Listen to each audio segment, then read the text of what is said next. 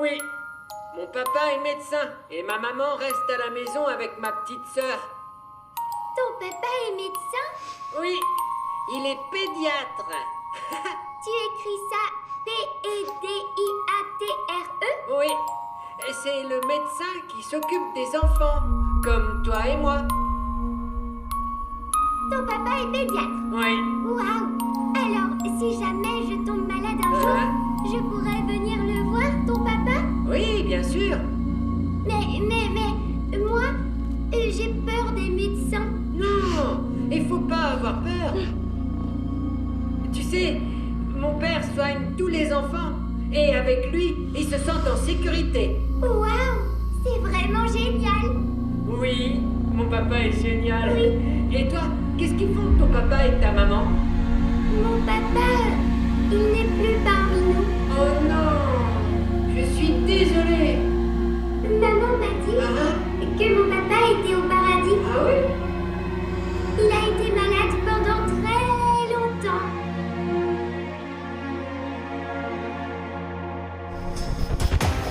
What you think of me is what you think you'll see, and I will lay you bare. You run a different story, you rub your shining glory, but when you're done I'm here. You coming along for the ride, coming along for the future, coming along for a life you were made to live. You coming along for the ride, coming along for the future, coming along for a life you were made to give.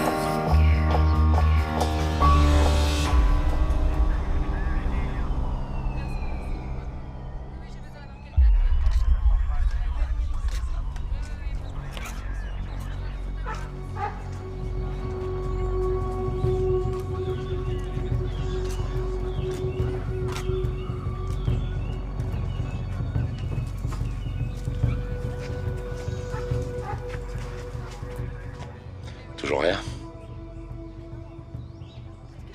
Non, elle est en état de choc. T'as pu parler à la jeune fille? C'est pareil. Apparemment, cette famille, on l'a menottée pendant que t'étais avec les autres. Qu'est-ce qui s'est passé, à ton avis?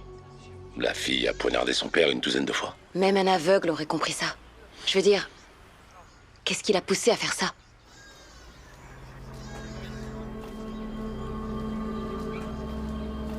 Il y a une dizaine d'années, j'ai enquêté sur une fille qui avait tiré sur son père. Elle avait 20 ou 21 ans, si mes souvenirs sont bons. Elle se plaignait que son père la laissait jamais sortir. S'habiller comme elle voulait. Sortir avec des garçons. Écouter de la musique. Il surveillait même les appels sur son téléphone. Un jour, elle a pété un câble et elle l'a tué. C'est le même genre d'histoire, d'après toi? Des pères du XXe siècle et des enfants du XXIe siècle. Bien, on va en savoir plus grâce à Clive. Et le reste de la famille? On va leur laisser un peu de temps. Ça va aller.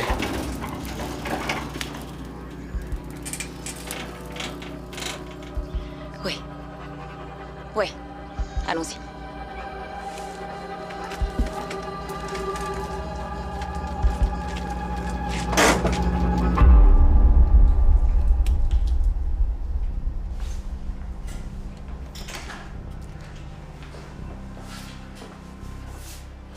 Lieutenant, vous avez pu identifier notre nouvel ami? Frank Njoki, 52 ans. Homme d'affaires assez connu dans la région. Alors, qu'est-ce qu'on a? Eh bien, Monsieur Njoki a plus de trous dans le corps que dans un mauvais scénario. Il y a exactement 8 plaies, réparties sur le dos et le cou. Il a été poignardé par derrière. Oui, exactement. Mais n'importe lequel de ces coups de couteau aurait amplement suffi à le tuer. Poignardé 8 fois? C'est un crime passionnel? C'est possible. Enfin, d'habitude, je constate un tel niveau de brutalité dans les cas de violence domestique. Pourtant, rien n'indique qu'il battait sa femme ou ses enfants. Enfin, pour l'instant. Les différentes blessures et la cause de la mort semblent assez évidentes. Mais je vous appelle si je trouve autre chose. Merci, Doc.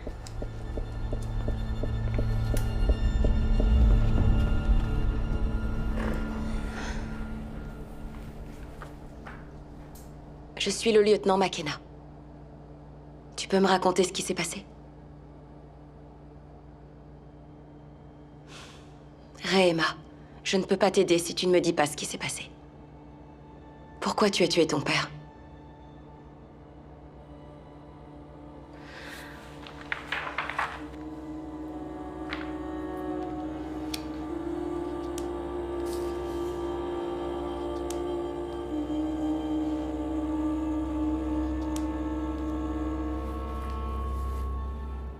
Tu l'as poignardé 8 fois. Tu dois avoir une bonne raison. Est-ce qu'il te faisait du mal? Ou à ta maman? Ou à ta sœur? Tu n'es pas obligé de me parler, mais il faudra bien que tu parles à quelqu'un à un moment donné. C'est un crime très grave, tu risques la peine de mort, tu sais.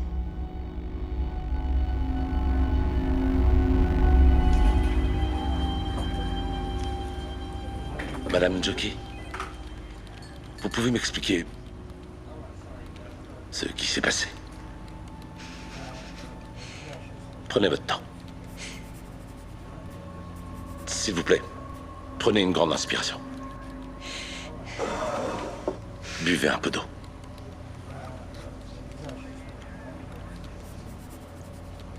C'est bien. Maintenant, respirez. Profondément. Ça va mieux? Tant mieux. Shani! Shani! Où est Shani? Madame, Shani! votre fille est en sécurité avec mes collègues. Elle regarde un film sur une de nos tablettes. Madame Jockey, c'est très important que vous me racontiez ce qui s'est passé.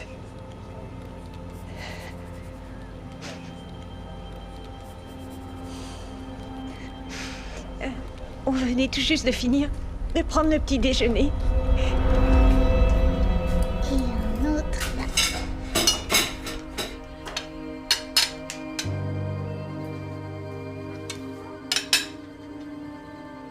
Il faut que j'aille plier le linge. Ouais.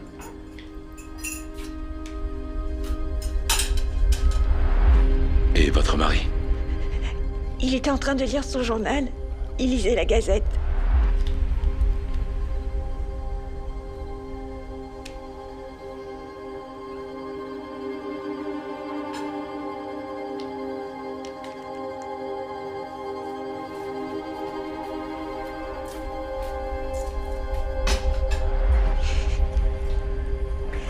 J'avais presque fini de plier le linge quand j'ai entendu Shani pleurer et crier.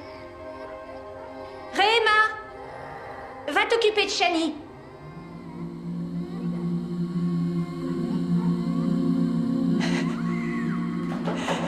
Mais les pleurs ne se sont pas arrêtés. Je suis descendue et j'ai trouvé Rehema sur le canapé avec un couteau à la main. Et du sang partout.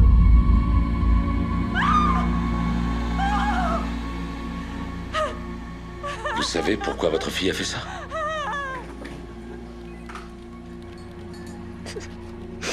Elle était proche de quelqu'un? D'amis? D'autres membres de la famille? Non, elle n'a pas d'amis. Elle n'a pas d'amis? Elle ne parle à personne? Je sais pas. J'en sais rien du tout.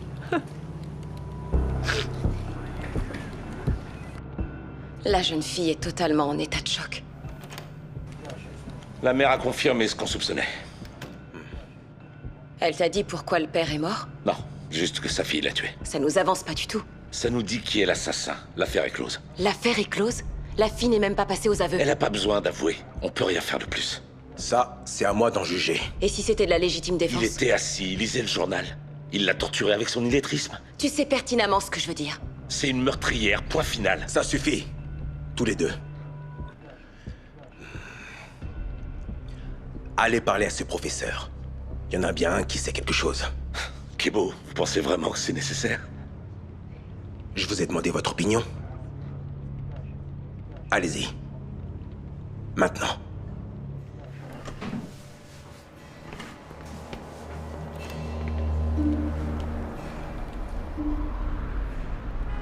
C'est quoi ton problème? Non, c'est quoi ton problème? Moi? Cette affaire était résolue d'avance, mais il faut toujours que tu rendes les choses plus compliquées. On pourra pas résoudre toutes les affaires si on perd du temps sur les plus simples. Il faut que tu te rendes ça dans la tête. On parle d'une enfant, là. Elle n'a que 17 ans. C'est plus une enfant. Je peux pas croire ça. Vous mentez, non? Malheureusement, non. Ton amie Rehema est au poste de police en ce moment même. Riri. Tout le monde l'appelle Riri, excepté ses parents. Vous étiez proches? Tu sais pourquoi elle l'a tué? Elle avait d'autres amis à part toi? Non, pas vraiment. Je dis pas qu'elle était pas populaire, tout le monde l'aimait bien, mais elle ne laissait personne s'approcher d'elle. Tu veux dire quoi par là? Plusieurs garçons l'ont invitée à sortir, mais elle disait toujours non. Il y a des filles qui l'ont invitée à des fêtes, mais elle a toujours refusé. Riri disait toujours qu'elle devait rentrer ou aller à l'église. Son père était strict. Très strict. Il surveillait son téléphone en permanence. On avait inventé un code pour se parler et s'envoyer des textos. Quel genre de code? Par exemple, quand on parlait de nourriture, ça voulait dire qu'on parlait de garçons. Donc si je lui disais que samedi j'avais bu un milkshake à la vanille, ça voulait dire que j'étais sortie avec un garçon métis de notre école. Tu as déjà vu Rehema, Riri, avec des bleus ou des marques? Non, pas particulièrement. Mais je savais toujours quand quelque chose n'allait pas. Comment tu savais? Eh bien, certains jours, elle arrivait, elle était livide, on aurait dit un fantôme. Elle avait un problème avec sa mère ou avec sa sœur? Sa sœur? La petite fille? Shani? Shani. C'est pas sa sœur, c'est sa fille.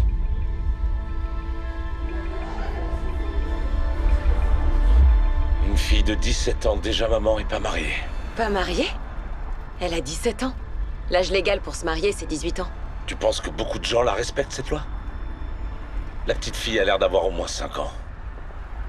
Ça veut dire qu'elle l'a eue quand elle avait 12 ans. Tu comprends pourquoi elle veut rien nous dire? J'ose même pas imaginer ce que son père a fait quand il l'a su. Il faut qu'on sache qui est le père de Shani. À mon avis, c'est un garçon plus âgé de son école qui l'a laissé tomber. Et qui en a sûrement mis d'autres enceintes depuis. On est encore loin de l'église? On est presque arrivé. On ferait mieux de parler avec sa mère. Nia a dit que Riri passait tout son temps à l'église. Quelqu'un doit pouvoir nous aider.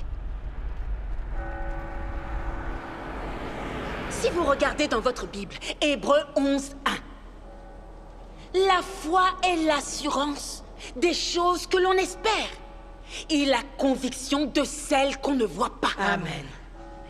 Assurance et conviction. Pour beaucoup de personnes, la preuve, c'est la vue. Si vous ne pouvez pas le voir, alors il n'existe pas. Certaines personnes me prennent pour une folle quand je dis que Dieu est tout autour de nous. Assurance et conviction. Amen. Amen. Votre foi et votre pouvoir. Oui, amen. On reprendra là la prochaine fois. Que Dieu vous bénisse. Amen. Amen.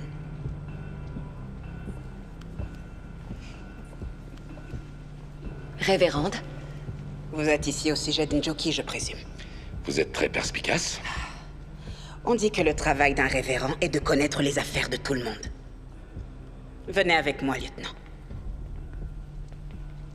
Pouvez-vous me dire ce qui s'est passé exactement? Nous avons des raisons de penser que Rehema a tué son père. Vous plaisantez? Vous n'étiez pas étonné de nous voir, mais vous êtes étonné d'entendre ça. Je savais qu'ils avaient des problèmes, mais pas à ce point-là.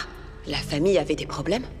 Pas plus que la plupart des familles. Je leur donnais des conseils. Vous les conseillez à propos de quoi? Je ne peux pas en parler avec vous, désolé. Nos séances de conseil sont strictement confidentielles. Pas d'après la loi, non.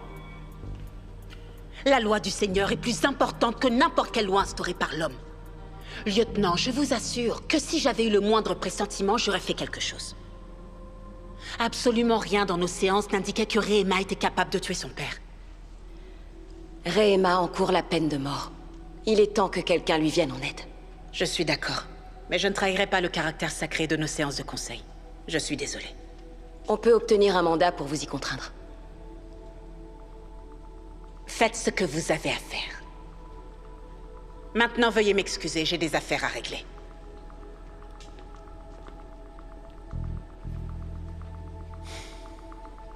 C'est bon, on peut aller parler avec la mère.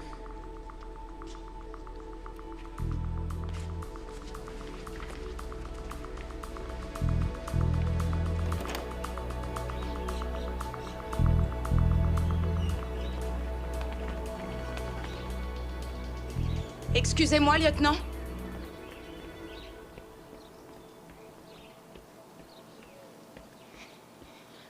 Vous parliez à la révérende de la famille Njoki? Oui. Je ne voudrais pas être indiscrète, mais il y a des choses que vous devez savoir. Comment on la joue? Elle risque de se fermer si on est trop direct. Elle t'a à peine parlé quand tu l'as interrogée, non? Ouais. Si ce que la secrétaire de l'église a dit est vrai. Laisse-moi faire. Ok, je te laisse parler.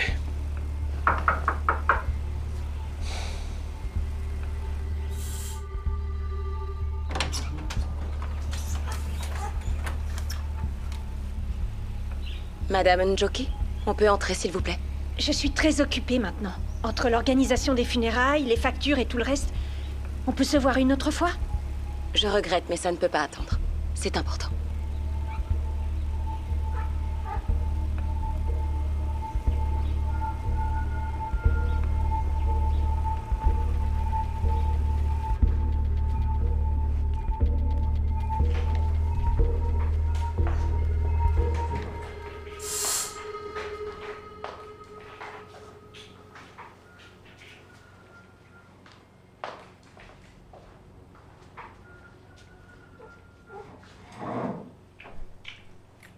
Bon, de quoi s'agit-il? J'imagine à quel point ça doit être difficile pour vous. Mais nous avons besoin de vous poser quelques questions. Siri? Oui? Occupe-toi de Shani.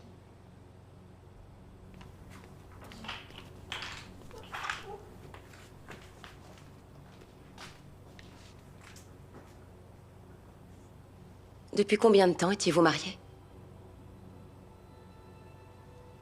18 ans. Votre révérende nous a dit que vous suiviez des séances de conseil. Vous aviez des problèmes conjugaux? Madame Njoki? Tous les couples mariés ont des problèmes. Johanna, on est au courant pour Shani. On sait qu'elle n'est pas votre fille. Comment êtes-vous restée sans rien faire alors que votre mari abusait de votre fille et qu'il lui a fait un enfant? Vous aimez votre fille? Quel genre de mère êtes-vous? Vous voulez que votre fille soit condamnée à mort? Elle avait seulement 12 ans quand elle a eu Shani. Elle avait 12 ans! Depuis combien de temps vous étiez au courant? Je ne pouvais rien faire pour elle! Je ne pouvais pas aider ma fille. On n'avait nulle part où aller. Personne pour nous aider. Je ne pouvais rien faire pour elle. Pourquoi vous n'avez pas prévenu la police? C'était mon mari.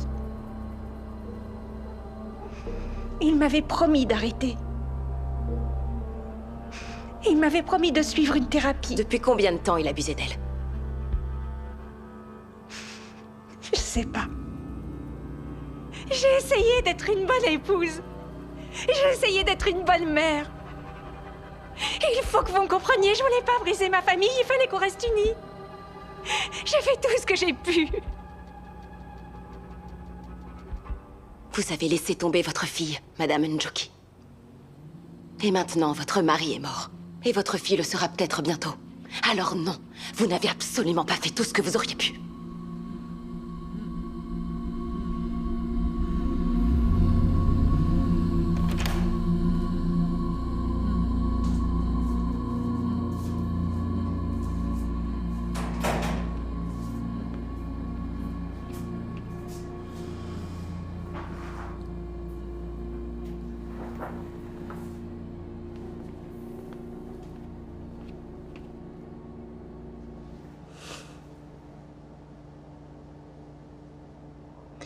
Nous avons parlé avec Nia et ta révérende. Je peux t'appeler Riri?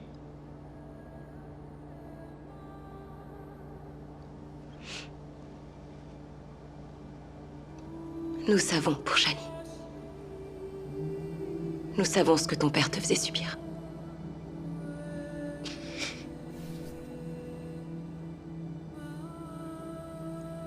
Riri, je ne peux même pas imaginer la douleur et la souffrance que tu as endurées. Je suis vraiment, vraiment désolée.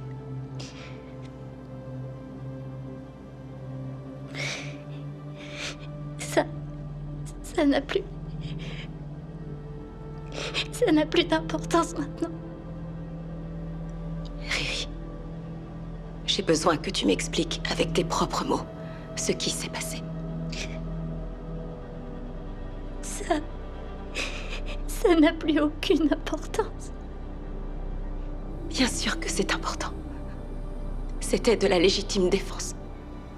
Je ne veux pas te voir derrière les barreaux à cause d'un monstre. J'ai vraiment très envie de t'aider. Vous voulez m'aider? Nous sommes des femmes dans un territoire d'hommes. Vous ne pouvez pas m'aider. Je veux faire avancer les choses. Mais j'ai besoin de ton aide.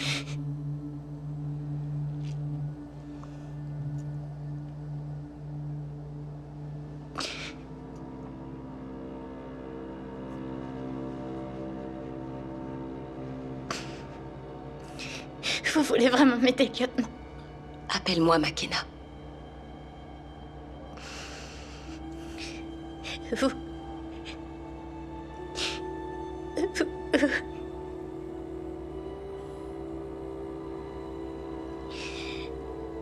voulez m'aider? Makena. Je vous remercie.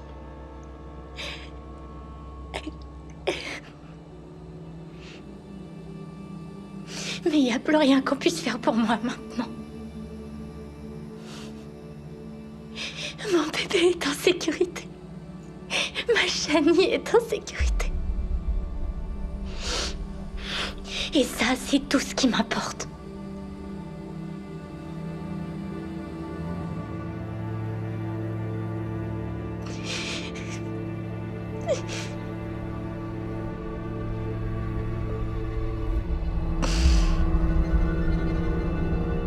Il la viole depuis qu'elle a 12 ans.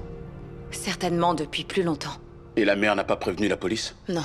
Avez-vous des preuves des allégations de viol? Des allégations? Nous avons affaire à un homme assassiné, poignardé 8 fois par sa fille. À ce stade, ces allégations à caractère sexuel ne sont que des oui-dire. Oh, ne me dites pas que vous êtes sérieux.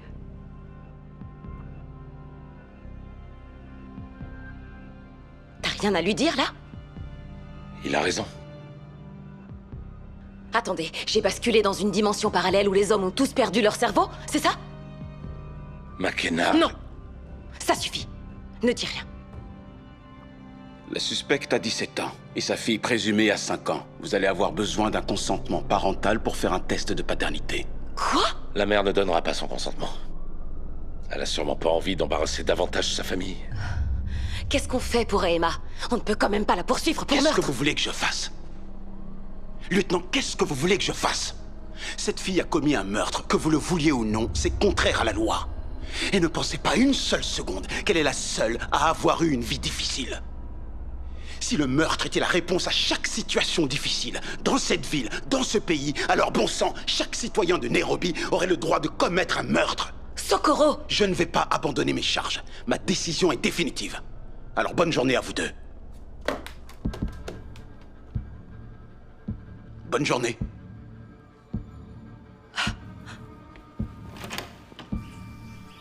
Écoute. Non, toi tu m'écoutes. Je peux savoir ce qui t'a pris. Tu sais que Socorro a raison, c'est notre travail. Notre travail, c'est de protéger et de servir les citoyens. Et en ce moment, on abandonne une fille de 17 ans. 17 ans, Silas. Makena. Laisse tomber. Attends, Makena.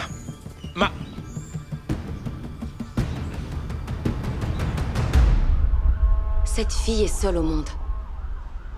Elle a vécu une enfance et une adolescence horribles à la merci de son père. Et personne ne veut l'aider. Je suppose que Socorro poursuit toujours l'accusation de meurtre. Il ne changera pas d'avis. Vous vous rendez compte? Eh bien, elle a quand même assassiné son père de sang-froid. Elle avait une bonne raison. Ce n'est pas comme ça que le système judiciaire fonctionne. Mais ça devrait.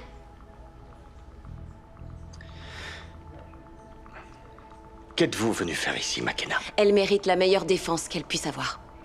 Écoutez, ce n'est pas vraiment le type de client dont je m'occupe habituellement. Non. Vous ne défendez que les tueurs fortunés, c'est ça? Je pense que vous vous trompez à mon sujet. Ah oui? Prouvez-le. Essayez de défendre quelqu'un par principe, si vos principes ne sont pas à vendre.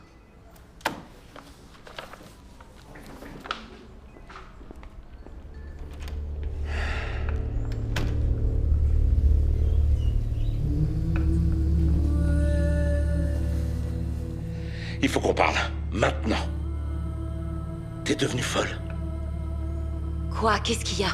Tu me prends pour un abruti. Je sais pas de quoi tu veux pas. Parle-moi fort. L'avocat de la défense. Et alors quoi?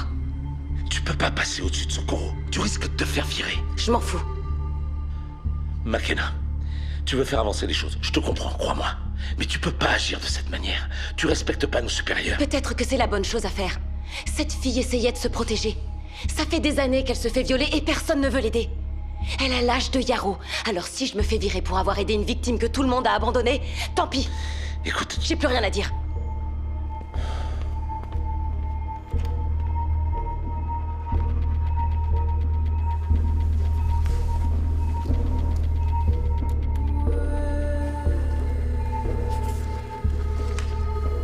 La séance peut commencer.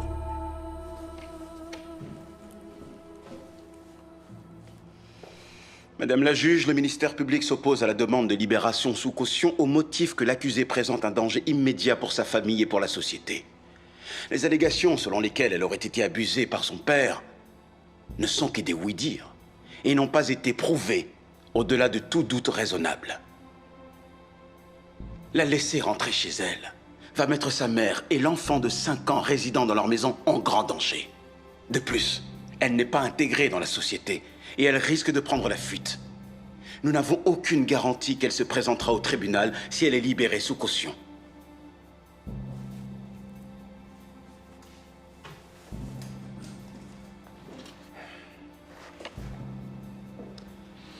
L'article 123 du Code de procédure pénale stipule que ma cliente a le droit d'être libérée sous caution sous des conditions raisonnables en attendant le procès. Ma cliente est une mineure qui a été abusée sexuellement par son père pendant des années et qui a agi en état de légitime défense lorsqu'elle l'a assassinée. Elle n'a pas tenté de fuir la scène du crime et a pleinement coopéré avec la police depuis l'événement. Je demande qu'elle soit confiée à la garde de son oncle et de sa tante, afin qu'elle puisse recevoir les soins psychologiques dont elle a désespérément besoin. Je demande également à la Cour d'accorder une injonction de test ADN pour prouver que la petite fille, Shani Njoki, est bien la fille de ma cliente. Et que son père était également le père de ma cliente.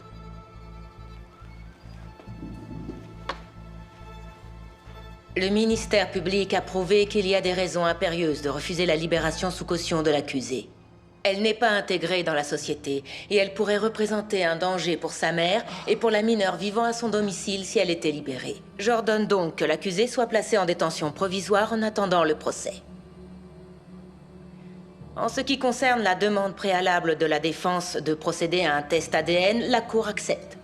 J'ordonne également que l'accusée se soumette à une évaluation psychiatrique afin de déterminer si elle est suffisamment apte à comparaître. La séance est levée. Mademoiselle Njoki, je suis le docteur Oma. La Cour a ordonné une évaluation mentale afin de déterminer si vous êtes apte à comparaître. Vous avez traversé beaucoup d'épreuves et vous avez toute ma sympathie. Savez-vous pourquoi vous êtes actuellement en détention? Pour la mort de mon père. Avez-vous conscience d'avoir assassiné votre père? Oui. Savez-vous pourquoi vous l'avez tué? Par sécurité. Pour votre sécurité? Non. Pour la sécurité de qui dans ce cas? Celle de votre mère? De Shani?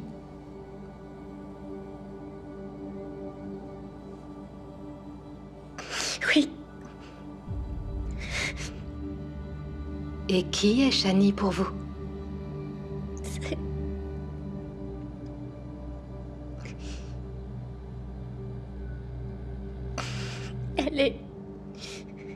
Elle est à moi. À vous?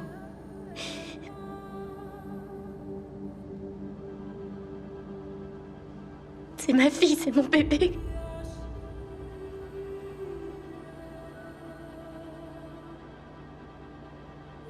Pendant combien de temps votre père a-t-il abusé de vous?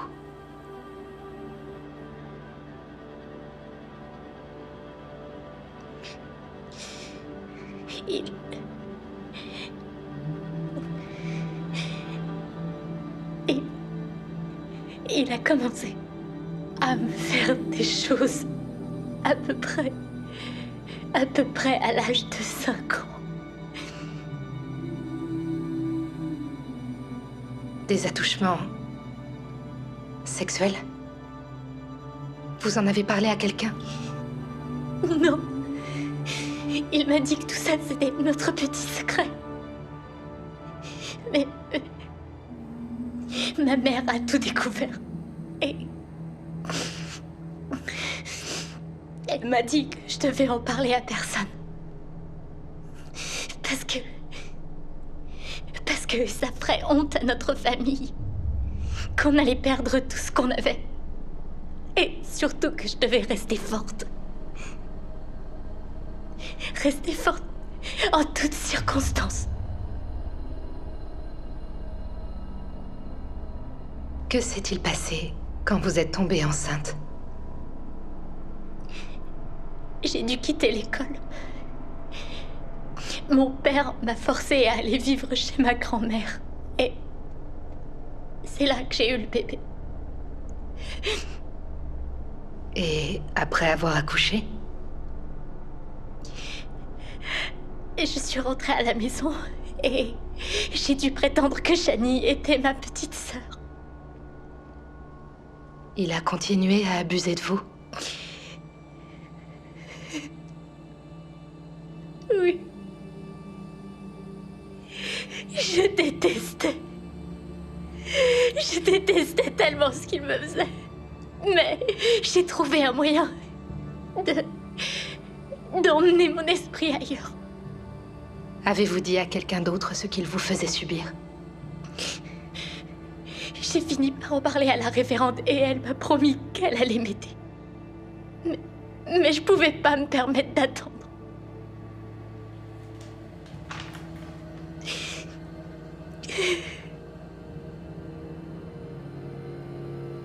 Votre fille vient d'avoir 5 ans. C'était hors de question que je le laisse la toucher. Hors de question. Je pouvais pas le laisser toucher ma fille. Elle a l'âge que vous aviez quand il a... Je pouvais pas le laisser la toucher. Ça va aller. Je pouvais pas le laisser violer ma fille, je pouvais pas. C'était hors de question. Je pouvais pas.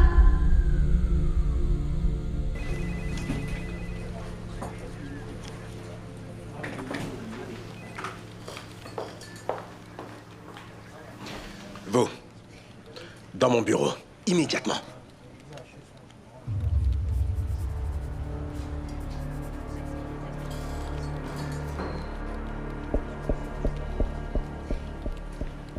Fermez la porte.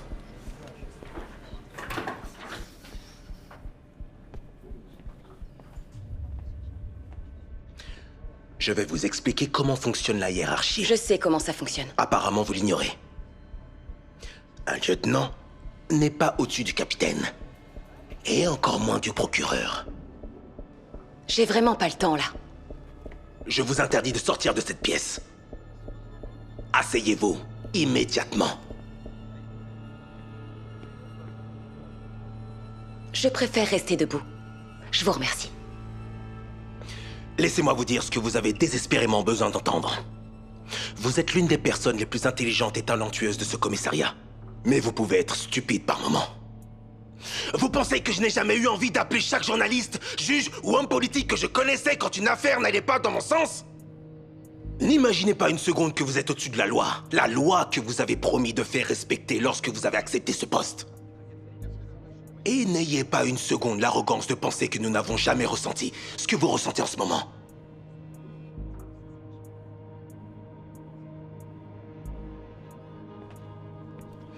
Vous ne pourrez jamais faire avancer les choses si vous enfreignez la loi. Et si vous me refaites un coup comme ça, vous êtes viré. Rentrez chez vous. Vous êtes suspendu jusqu'à nouvel ordre. Maintenant.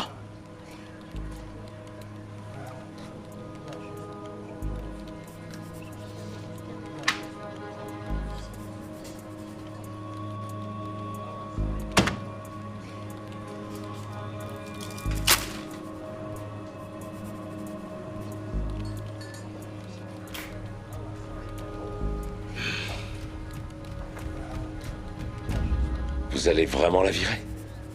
Bien sûr que non. C'était juste un peu d'amour vache.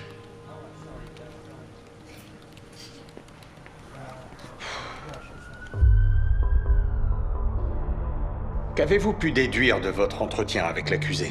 Rehema a révélé que son père a abusé d'elle sexuellement et physiquement pendant des années. Combien d'années? 12. A-t-elle cherché à se faire aider? Elle en a parlé à sa mère, mais celle-ci lui a expressément demandé de garder le secret. Alors elle a dû se sentir piégée. Objection. Il influence le témoin. Retenu. Pourquoi pensez-vous que la mère de Rehema lui a demandé de garder ses abus secrets? Objection. Le témoin ne lit pas dans les pensées. Retenu. Laissez-moi reformuler. Selon votre opinion professionnelle, pourquoi les familles ont-elles tendance à cacher les cas d'abus sexuels? Généralement parce qu'elles ont honte. Elles ont peur d'être rejetées par la société. Et comment le fardeau de devoir garder un secret aussi lourd affecte-t-il les victimes d'abus sexuels? Il peut conduire à la dépression, à des crises d'angoisse, à la toxicomanie, voire même au suicide. Est-ce que ces abus peuvent conduire à une crise de folie temporaire? Objection. Rejeté. Docteur, veuillez répondre à la question. Les violences sexuelles peuvent provoquer un syndrome de stress post-traumatique, le SSPT. Les personnes souffrant de ce syndrome ont souvent l'impression d'être constamment en danger ou sur le fil du rasoir. Dans les cas les plus graves, il est vrai que ces sentiments peuvent provoquer une folie passagère. À votre avis, l'accusée était-elle responsable de ces actes au moment du meurtre? Non. Rehema a été abusée sexuellement la majeure partie de sa vie. En tuant son père, elle pensait sincèrement protéger sa fille de ces mêmes abus. Elle a désespérément besoin de soins psychologiques pour se remettre des nombreux événements traumatiques qu'elle a vécus. Elle n'a rien à faire derrière les barreaux. Merci. Pas d'autres questions. Docteur Omar, combien de victimes d'abus sexuels ou physiques avez-vous évalué cette année? En comptant Rehema, 19. 19 victimes. Et combien d'entre elles ont assassiné leur agresseur? Seulement celle-ci pour l'instant. D'après vous, en tant que psychologue, pourquoi les 18 autres victimes n'ont-elles pas assassiné leur agresseur? Serait-ce peut-être parce qu'elles sont au courant que le meurtre est contraire à la loi? Objection. Objection retenue. Docteur Omar, vous avez déclaré que l'accusée ici présente a assassiné son père dans le but de se protéger, c'est exact? Oui. Mais absolument rien dans la scène de crime ne suggère que M. Njoki ait attaqué l'accusé de quelque façon que ce soit. À vrai dire, il a été poignardé à plusieurs reprises dans le dos. En quoi est-ce de l'autodéfense?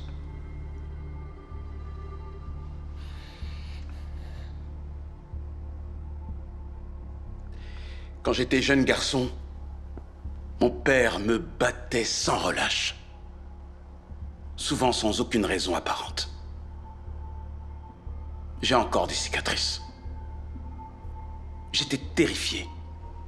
Il me faisait tellement peur que je n'en ai parlé à personne. si je l'avais tué, aurait-ce été justifié? Objection, en quoi est-ce pertinent? Objection retenue. Docteur, vous avez dit que l'accusé était persuadé que la seule façon de protéger sa fille était de tuer son père. Est-ce bien exact? Oui, c'est exact. Y a-t-il une quelconque preuve que la victime avait violé la jeune fille? Pas à ma connaissance. Pourriez-vous affirmer, avec une certitude absolue, que M. Njoki aurait abusé de Shani si Rehema ne l'avait pas tué? Non, je ne peux pas. Pas d'autres questions, Madame la juge. Merci, docteur.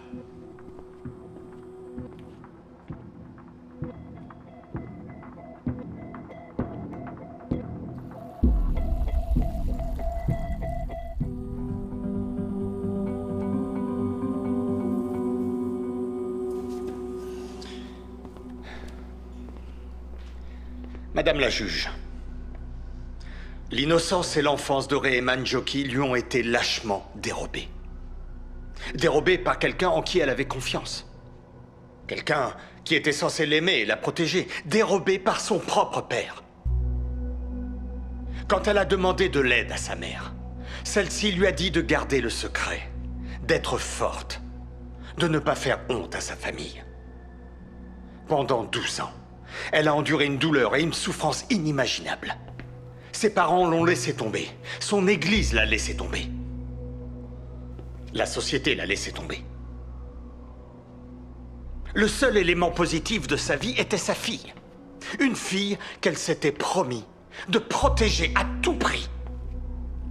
Alors quand son père a commencé à s'intéresser à la petite fille, Rehema a perdu la tête.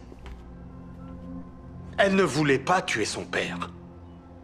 Mais elle sentait qu'elle n'avait pas d'autre choix.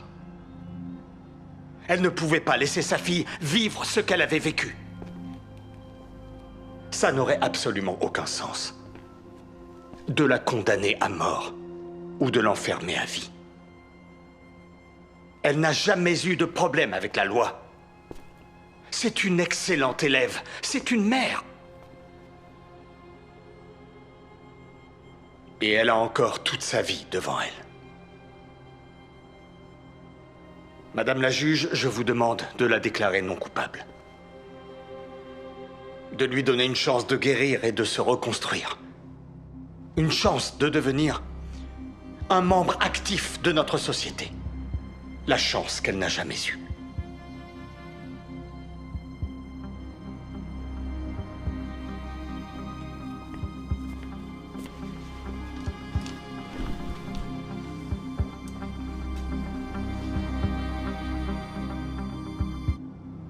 Toute ma sympathie va à l'accusé. Sincèrement. Ce que je vous ai dit sur mon père est la vérité. Je comprends ce sentiment d'impuissance. Mais même dans les moments les plus difficiles, je savais que c'était mal d'ôter la vie. Ce n'est pas toujours facile de respecter la loi. Mais sans aucune règle ni ordre, la société pourrait facilement sombrer dans le chaos le plus total.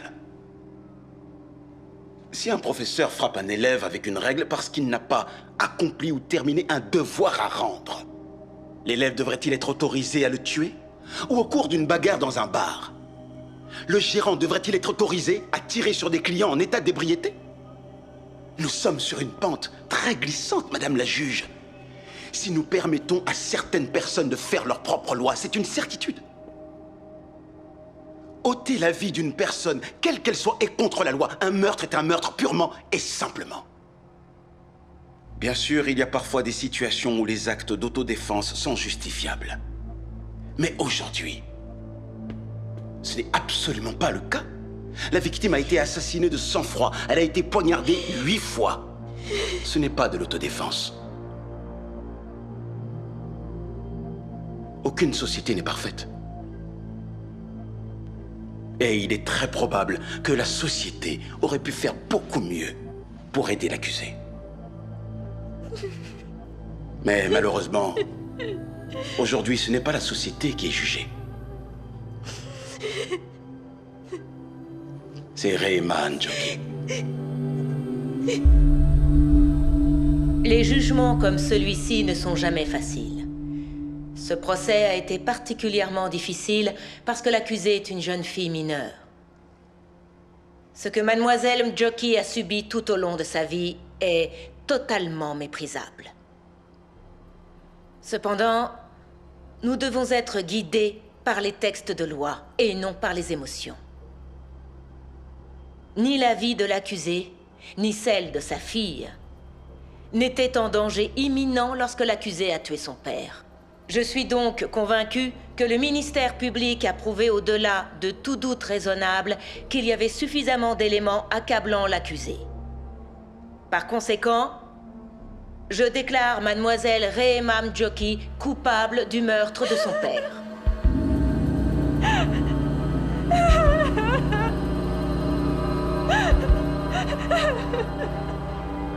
La séance est levée.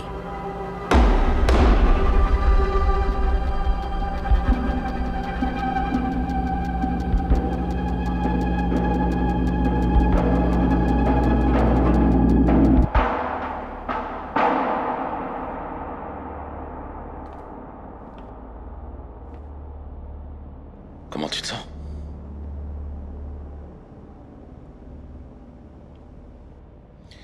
Dure journée. Elle va être condamnée à la peine de mort. Ouais.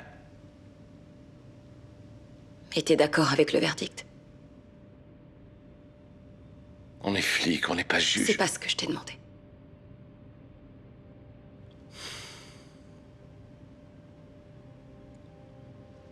On a mis une meurtrière derrière les barreaux.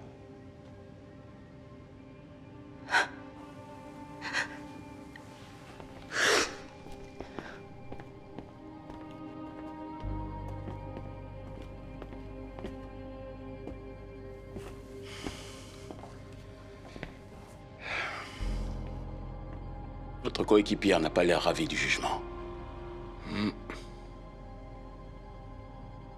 Ne vous inquiétez pas pour ça. La juge a pris la bonne décision.